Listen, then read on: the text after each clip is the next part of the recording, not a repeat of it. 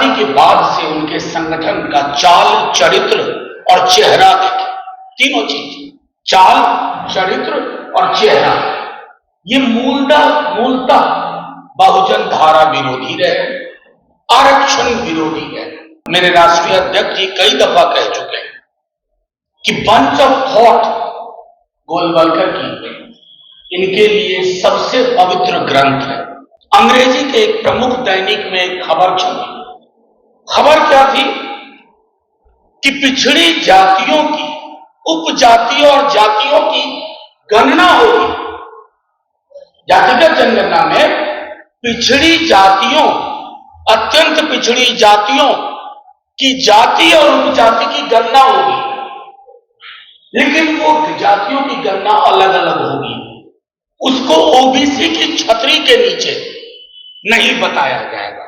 संविधान की धारा 340 के तहत सोशल एजुकेशनल बैकवर्डनेस, सामाजिक शैक्षणिक पिछड़ापन परिभाषित होता है। आप उस परिभाषा को नकार देंगे। बिहार ही नहीं, हिंदुस्तान भर के तमाम पिछड़ी, अत्यंत पिछड़ी जातियों की ओर से लोहिया जी और अंबेडकर साहब को स्मरण करते हुए ये आगाह करते हैं कि जैसे जातिगत जनगणना करवाने की मांग से पीछे नहीं हटा गया, उसी तरह आपको मजबूर करेंगे कि आपको इस पूरी छतरी यानी कि ओबीसी, ईबीसी में कौन कौन जातियां कितनी हैं और टोटल क्वांटम क्या है, इसका यूज करूंगा। उसके बाद फिर आपके सवाल होंगे। अभी बीते, आपको स्मरण होगा कि पहलगाम की सामूहिक पीड़ा के बाद अचानक से प्रधानमंत्री जी को एहसास हुआ कि बहुजन धारा की जो मांग है जातिगत जनगणना की, उसके लिए हां बोलना जरूरी है। उन्होंने हां बोला। एक पॉलिटिकल स्टेटमेंट, एक जुमला, एक शब्द जिसके पीछे भाव की कमी। मैं क्यों कह रहा हूं ये? क्योंकि अगर आप आजादी के बाद से उनके संगठन का चाल, चरित्र और चेहरा देखें, तीनों चीज, चाल, चरित्र और चेहरा, ये मूलतः बहुजन धारा विरोधी रहे, आरक्षण विरोधी रहे। मैं नहीं बताना चाहता, मेरे राष्ट्रीय अध्यक्ष जी कई दफा कह चुके हैं कि बंच ऑफ थॉट गोलवलकर की इनके लिए सबसे पवित्र ग्रंथ है, और उस पवित्र ग्रंथ में दलितों, पिछड़ों के लिए जो टिप्पणियां की गई है, आज तक उसका प्रतिकार संघ और भाजपा ने नहीं किया।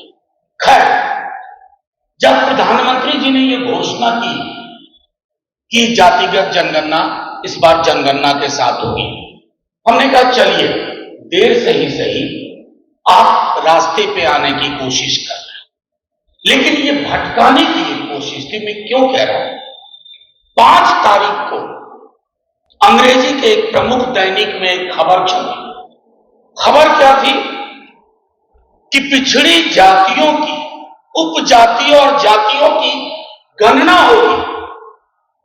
जातिगत जनगणना में पिछड़ी जातियों, अत्यंत पिछड़ी जातियों की जाति और उपजाति की गणना होगी, लेकिन वो जातियों की गणना अलग अलग होगी।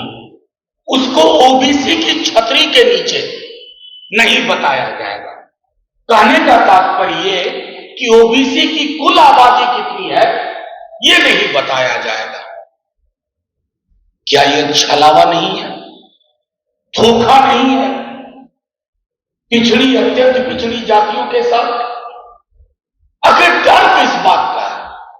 संविधान की धारा 340 के तहत सोशल एजुकेशनल बैकवर्डनेस, सामाजिक शैक्षणिक पिछड़ापन परिभाषित होता है।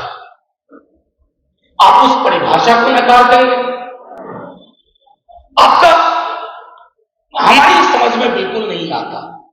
कल को नीति आयोग को आंकड़े की जरूरत होगी कि टोटल क्वांटम क्या है, किसी और एजेंसी को जरूरत होगी, तो क्या कहेंगे कि अमित शाह जी ने फैसला लिया था कि जातियों की अलग अलग गिनती होगी, लेकिन छतरी में कितनी जातियां हैं, उनकी संख्या, उनका प्रतिशत क्या है, ये आप नहीं बताएंगे।